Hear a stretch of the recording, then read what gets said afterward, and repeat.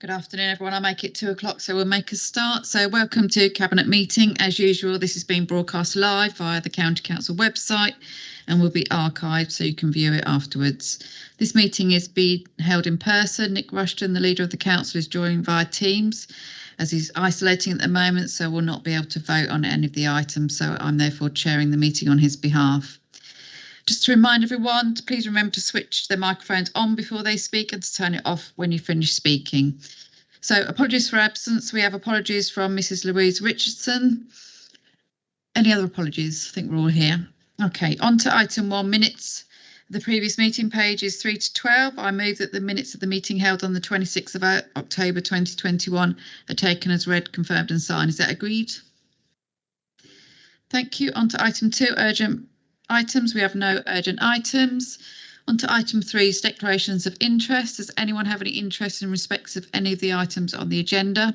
Just to note that those cabinet members who are also members of district councils may wish to declare a personal interest in item 8, the statement of common ground relating to strategic warehousing and logistics need. I will declare an interest as a member of Charnwood Borough Council.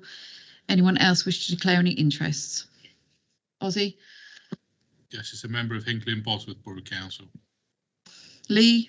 Yeah, as a member of Billerby District Council. I take it this is all item 8. Richard? As a member of Charnwood Borough Council. Q?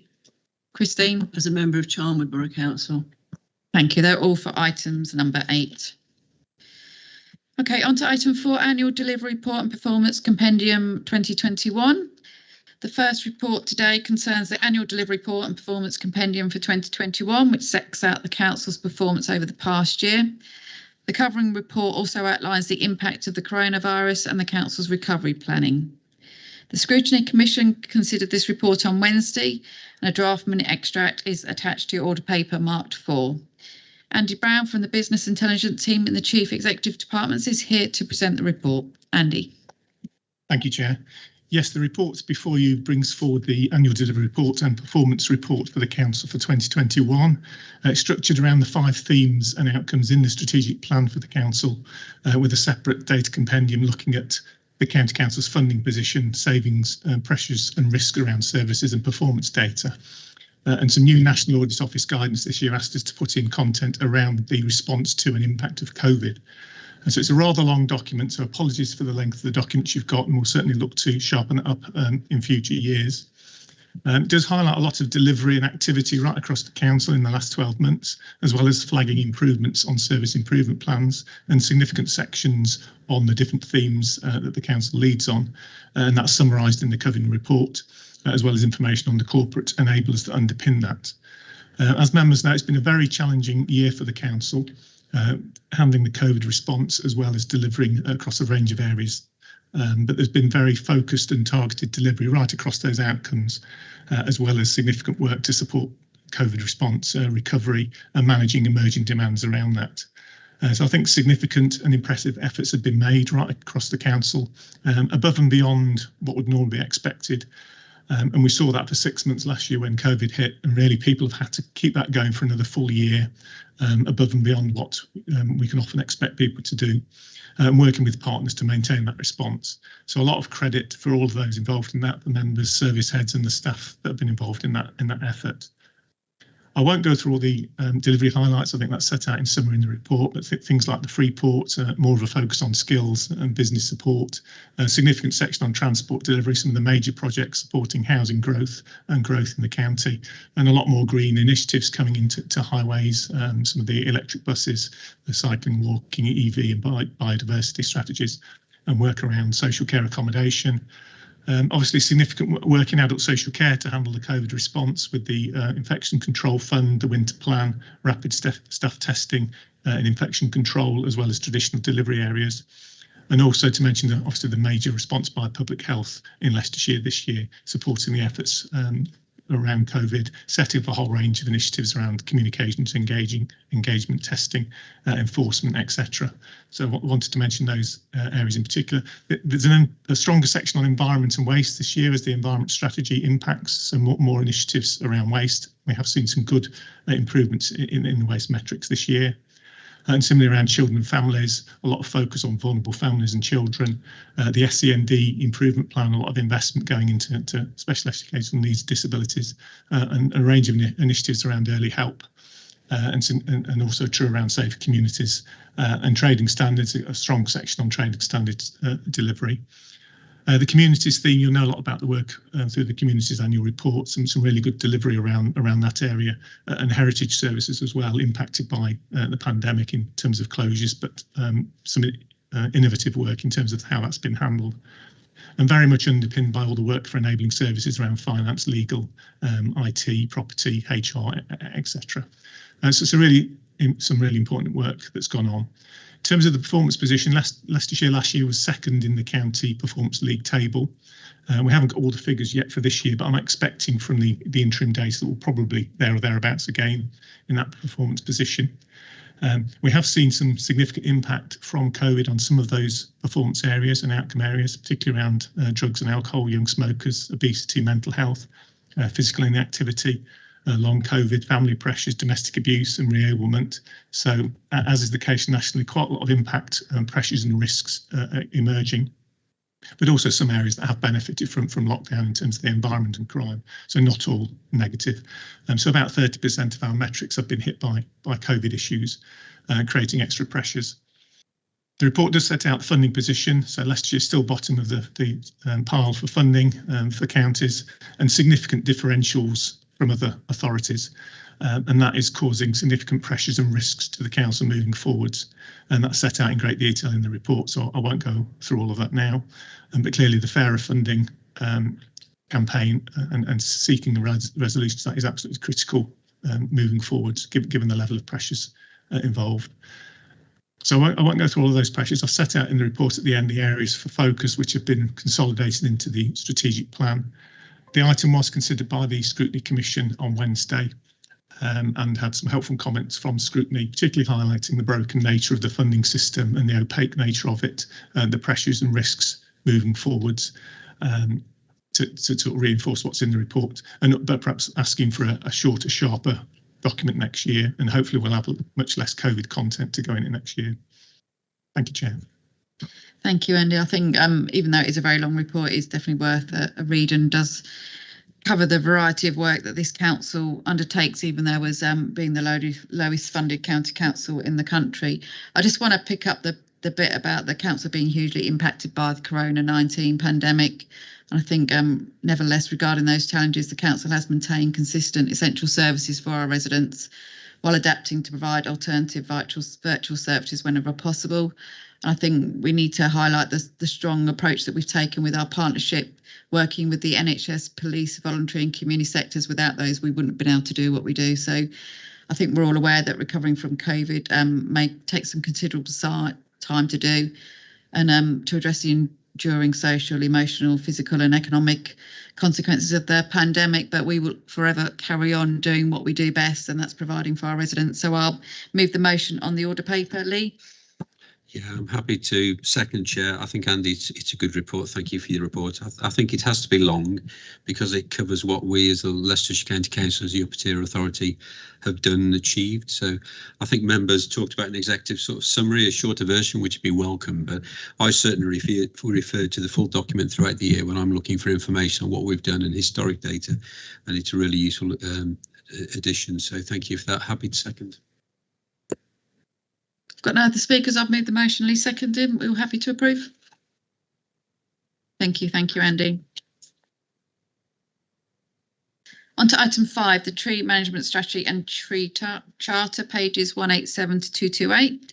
So this report updates the Cabinet on progress on work being done in relation to the tree management strategy, which sets out our approach for looking after the County Council trees and woodlands. The report also presents the tree charter, to which the council has recently become a signatory.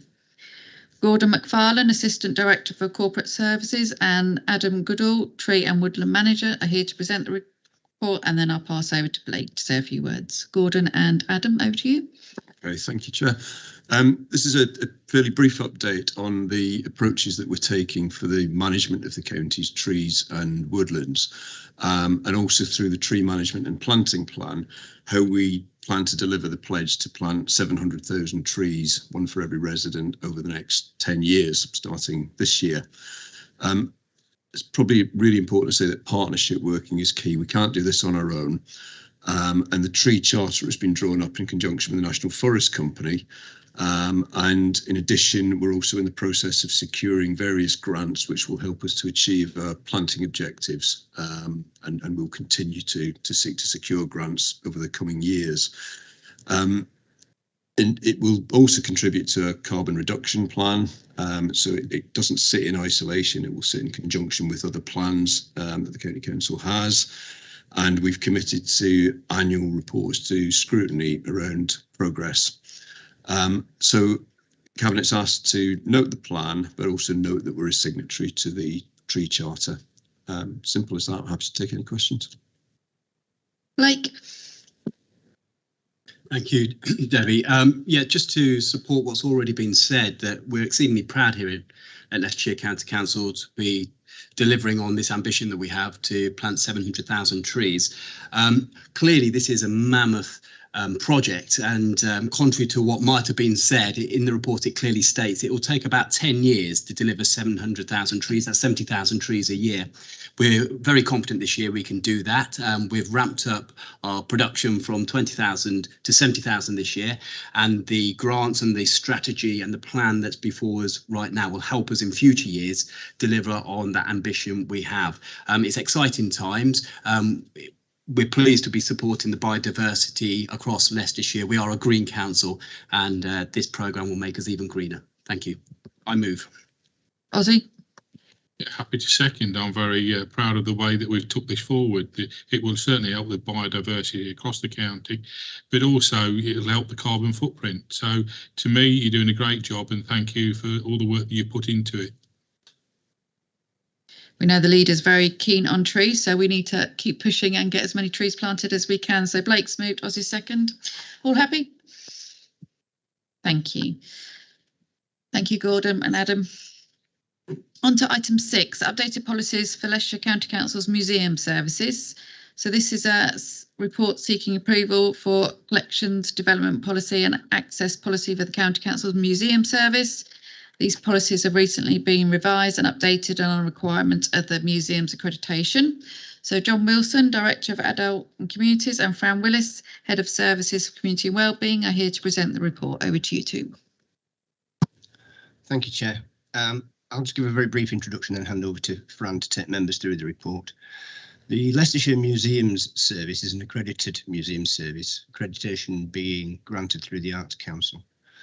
Accreditation takes place every few years and should have been taking place last year, but due to the pandemic, the Arts Council deferred the process, which we now expect will take place sometime within the next 12 months.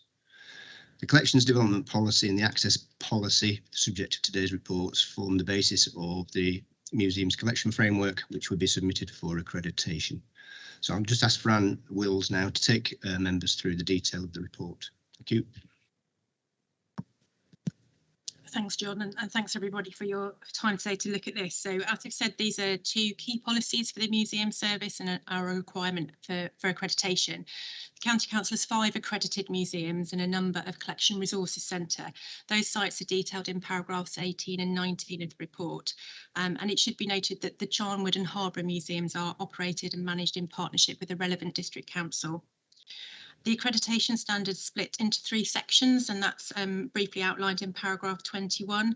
They're broadly governance, collections care and users and their experiences. As John said, we expect to receive an invitation to reapply for accreditation probably towards the end of January 2022. And the review of these policies is a key part of our preparation for that assessment. So the 2 policies are in your appendices A and B. And require approval from the museum's governing body, which is the Cabinet in this case. So in relation to Appendix A, which is the collections development policy, To be compliant with the requirements, there are various elements that policy must contain, and they're set out in paragraph 24.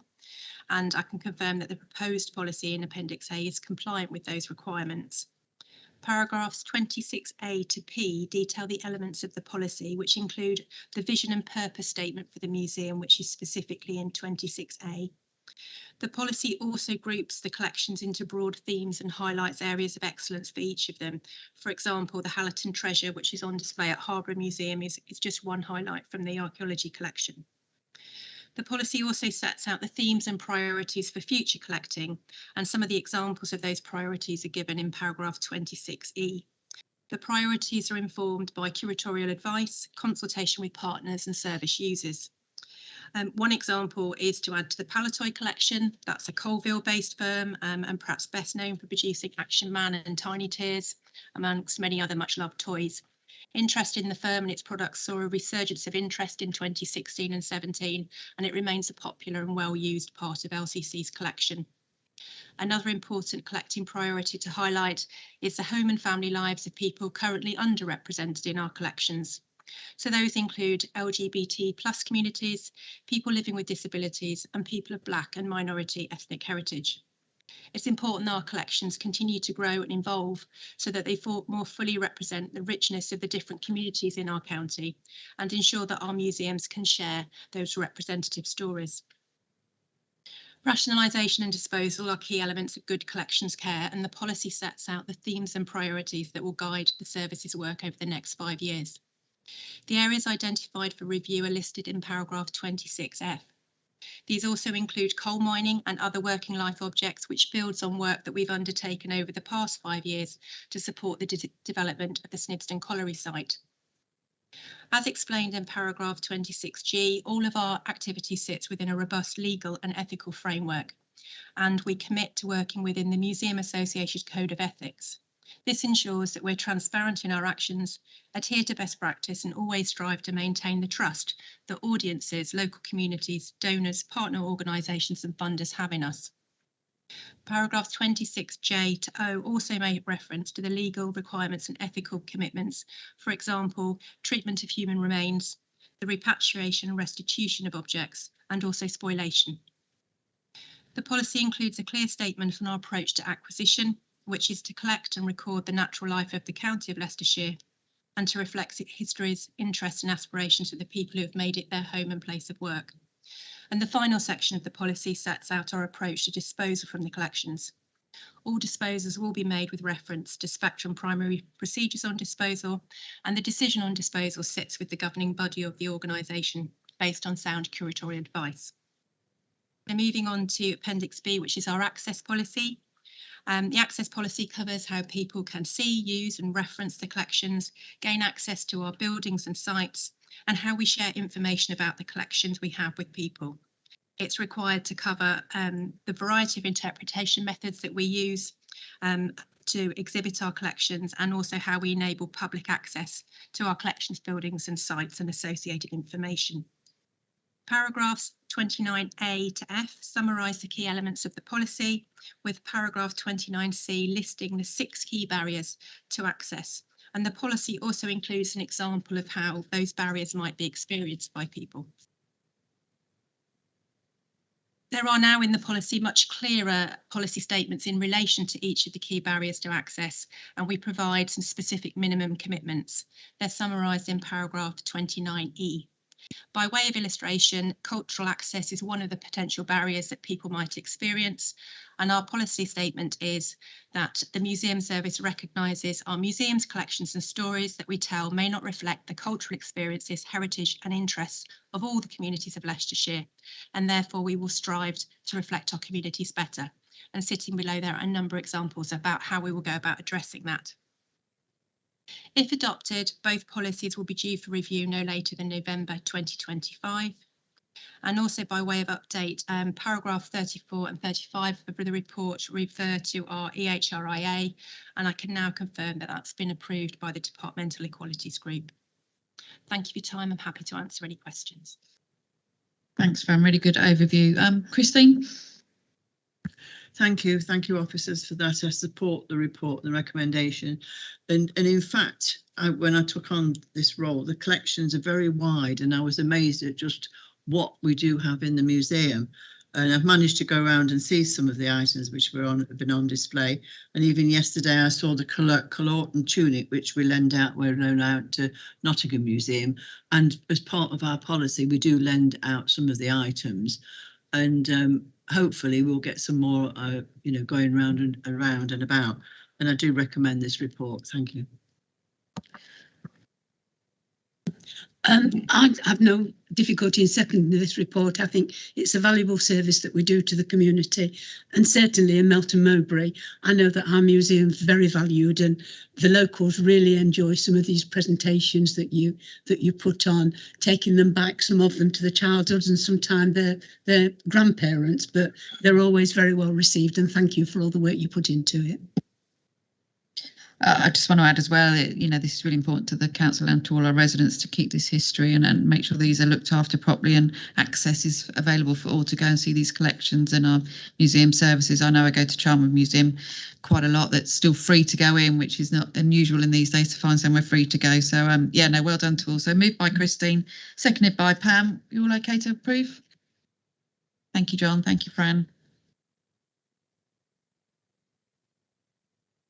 Okay, on to item 7. So the next report concerns the proposed allocation of funding from the Council's Corporate Asset Investment Fund for investment in private debt and infrastructure. The Scrutiny Commission considered this on Wednesday, and a draft minute extract is attached to your order paper marked 7A.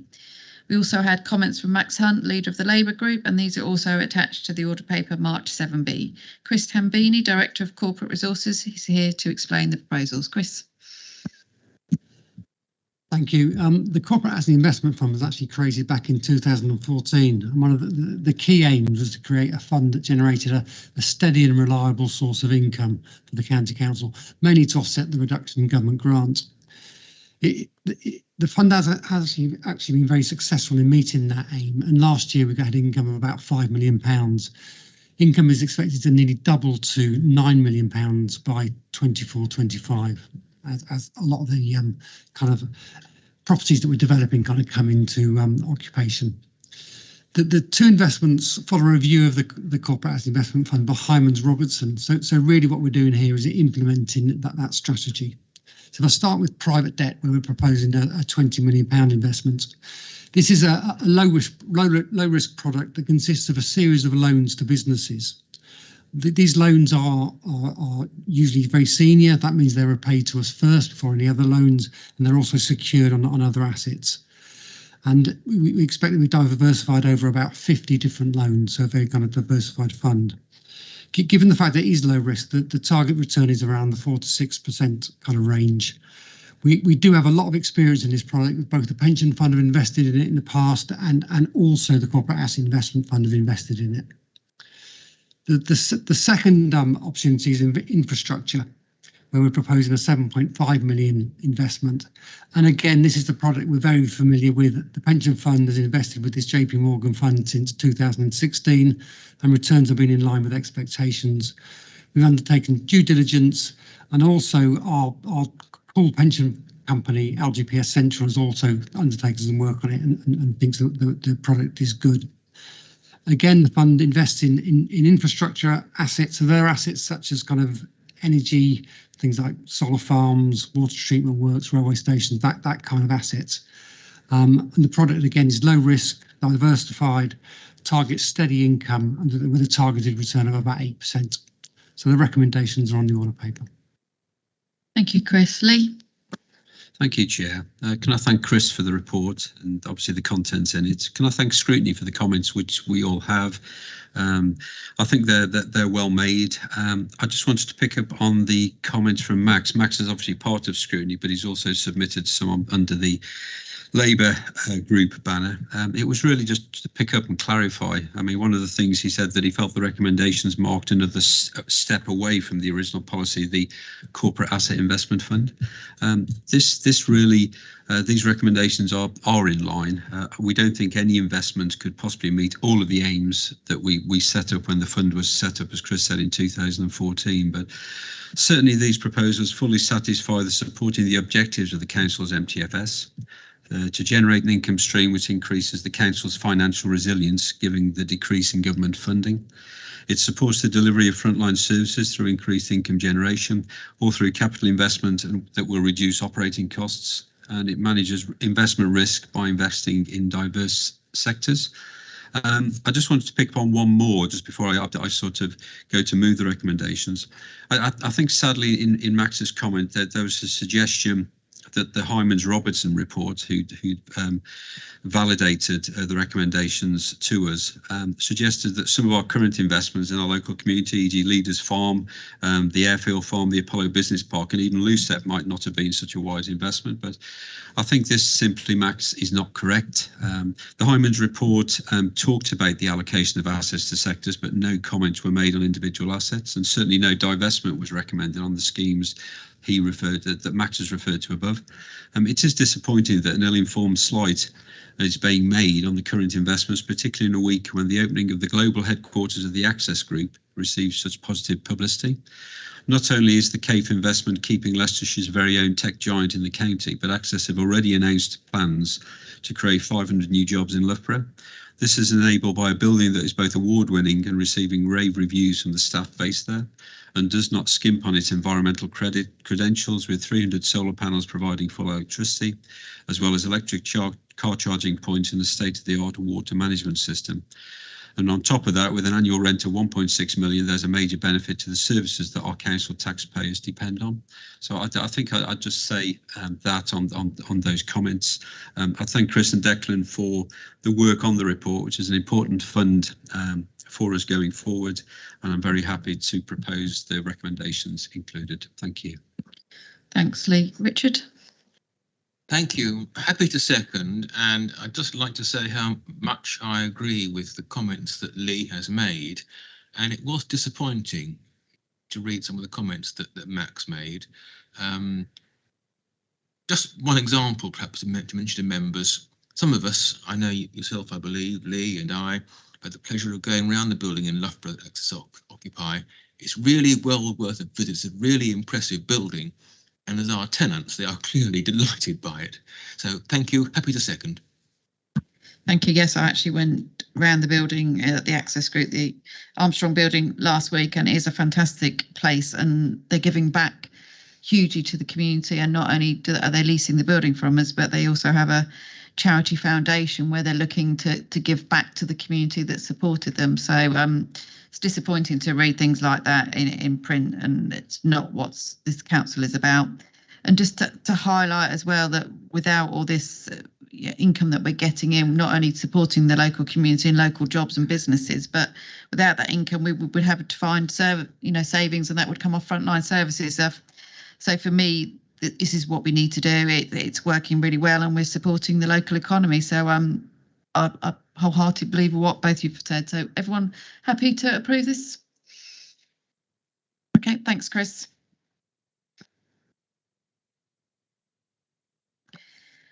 Okay, on to item 8. So item 8 seeks approval for the council to become a signatory to the statement of common ground regarding strategic warehousing and logistic needs in Leicestershire.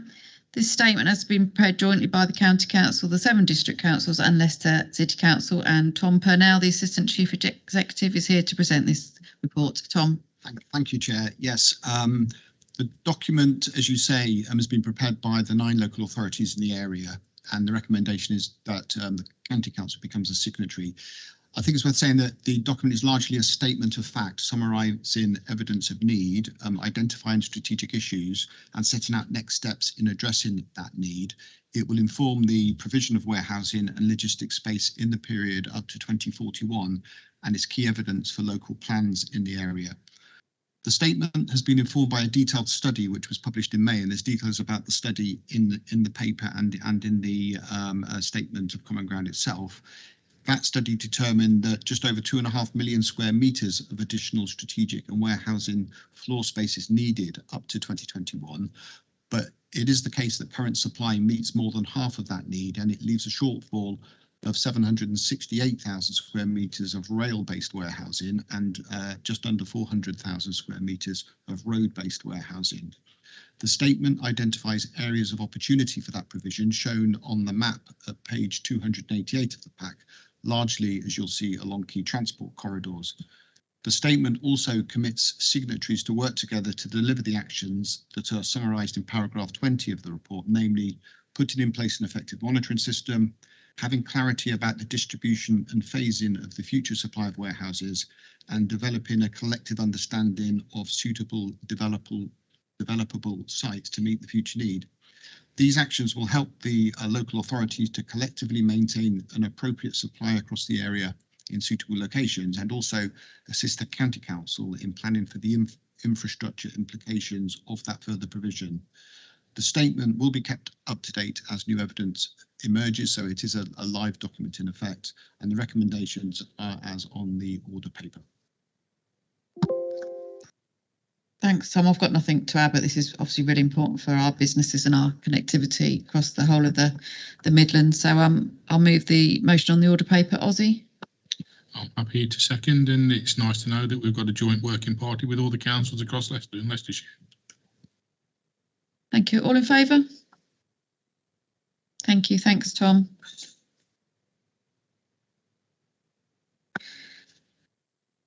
Okay, the last report of today concerns a proposed traffic regulation order to restrict parking around the entrance to Castle Donington College and St Edward's C of E Primary School. This has been referred to the Cabinet because the local member, Trevor Pennington, doesn't support the proposal. Trevor has submitted comments on this report, which are attached to your order paper mark 9 and suggest alternative restrictions. Lee Quincy, Head of Service Network Management in the Environment and Transport Department, is here to present on the report. Lee. Thank you, Chair. Yes, so the purpose of the report is that we're seeking approval to implement the proposed mandatory no stopping school keep clear TRO outside the entrances to Castle Donington College and St Edward's C of E Primary School, as shown on the drawing attached as Appendix A to the report. In June 2018, all schools were invited to be part of the School Keep Clear project to combat inconsiderate parking outside schools. College requested to be included in the School Keep Clear project due to these issues and concerns for parent and pupil safety. Restrictions will prevent parking and obstruction outside the school gates and ensure safe access. Markings will be enforceable by our camera car, Monday to Friday, 8 AM till 4 PM. Outside of these times, residents will be able to park on the markings. There is also available on-street parking in the immediate vicinity. The scheme was consulted on from 23rd of October to the 13th of November 2020, and Appendix B contains a summary of the objections received. 8 objections from residents were received, with the majority of those opposing a small element of the scheme outside properties 13 to 17 Mount Pleasant. Residents requested the markings be reduced to create parking or for the timings to be changed. The local member, Mr Pendleton, has indicated that he cannot support the scheme without amendments to the markings outside these properties. Mr Pendleton has requested yellow lines and a change to the times as a suggested alternative.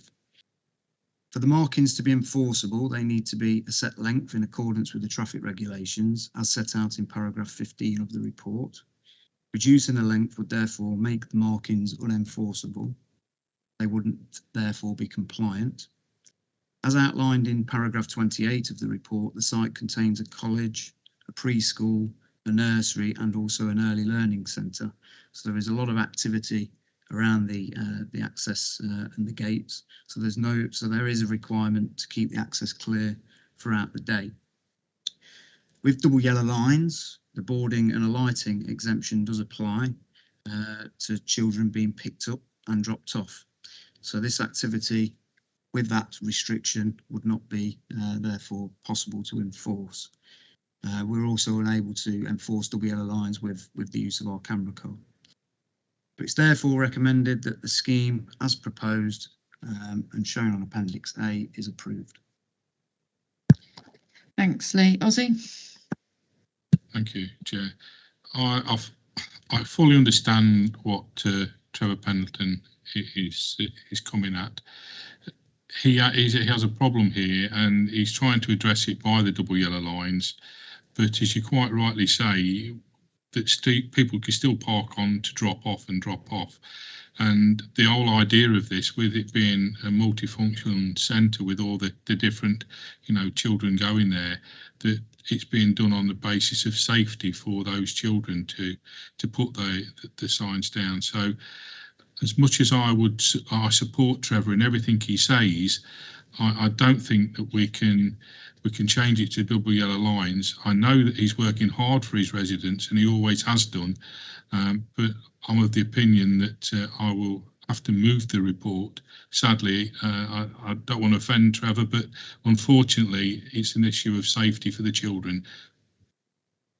Thanks, Ozzy. And just to say that sometimes there's some really difficult decisions that we have to make, but I think highway safety and safety of young people around schools is of the utmost important. And I take on board the comments that the local member Trevor Pendleton's put forward, but I think in this instant, then we need to ensure this is enforceable. And from what you're telling me, if we don't go ahead with this, it's not going to be enforceable, and we won't have solved any of the safety concerns that we have in that area. So even though I don't like voting against, like you say, members that work really hard for their residents, I think in this instance, highway safety is paramount. So I'll second the motion. All those in favour?